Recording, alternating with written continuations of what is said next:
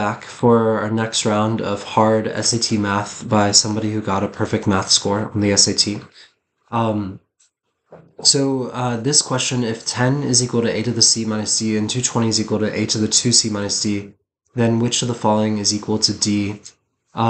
This is a really difficult question. It's not exactly what we've seen come up on official SATs, but it's more or less exact. I've just kind of changed the numbers to avoid any copyright infringement or anything like that.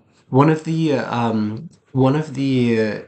feedback that we got from our first video is that I went a little bit too fast, and I did that thinking that a lot of people are just kind of like in the short mentality and they just want to see a fast solution. But I think that for a lot of these, they're going to require much more in-depth explanations, and so we're going to go ahead and try to give that to you here. So in terms of solving this particular question, there's really two main methods that I might take. So if I knew the math, then I would go with substitution method. But if I had no idea how to do any of the math at all, which is what a lot of people will probably fall into, then another valid way of solving this question would be the make less abstract approach. And we're going to develop the make less abstract approach a lot more in other videos. But the make less abstract approach essentially is we have an abstract scenario with a bunch of unknowns. And so we can make it less abstract by plugging in real numbers into the scenario. But I'm going to show you the first one, the first method first, and then I'm going to show you the make less abstract after that. So in this first way of problem solving with substitution method, I would say something maybe like 10 plus d is equal to a to the c. And then I'd also say that 220 plus d is equal to a to the 2c. And what I can do with that then is I can say that a to the 2c is just equal to a to the c times 2, right? Or to the second power, sorry.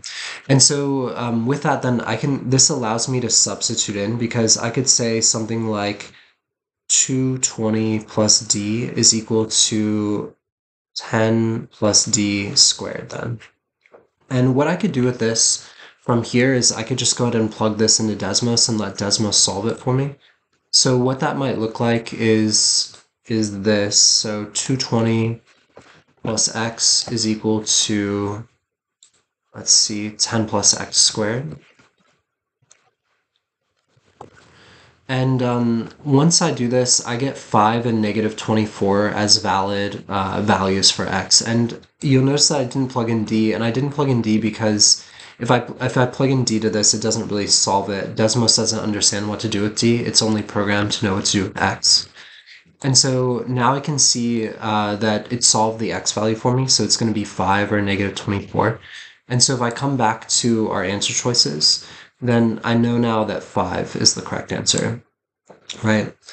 Now let's talk about the make less abstract. Again, the make less abstract approach would come in if we just had no idea what to do, and we just wanted to plug in some numbers. So what I could maybe do is I could say like a is equal to 2. And I generally always use 2 as my plug-in number. I don't usually ever use 0 or 1, because often if we plug in numbers with 0 or 1, more than one answer choice will be correct. And so just to kind of avoid that scenario, I always use 2 or above. The c I'm going to plug into Desmos as x, and then that's sort of what we're solving for to a certain degree. And then the d value I'm just going to use as the answer choices. So it's sort of back solving a little bit, where we're going to use the answer choices in our method. And so just to show you really fast how this might work, let's go back to Desmos then. So we got 10 is equal to 2 to the x minus, and I'm going to use 5 as my first answer choice just to see what that would give me. So this was my a value, I replaced it with 2. This was my c value, I replaced it with x. And then this was my d value, which I replaced with one of the answer choices, since that's what we're solving for. So we could use one of the answer choices. And then I could do 220 is equal to 2 to the 2x. And then that was minus 5 as well, right? So in this case, actually, I might as well, to make it a little bit more clear, put it as d, and then say d is equal to 5. And so in this case, then we can see that that we have basically the same x value. And this leads me to believe then that we would have the correct answer, because it's going to be that x is the same for both of them.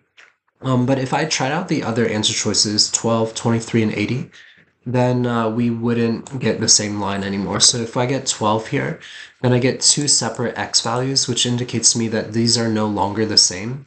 If I tried out 23, I got the same scenario, and if I tried out 80, I get again the same scenario, indicating that these are no longer the same. So they're only the same at d equals 5, and so even if I had no idea how to do the math, that would allow me to select 5 as the correct answer choice.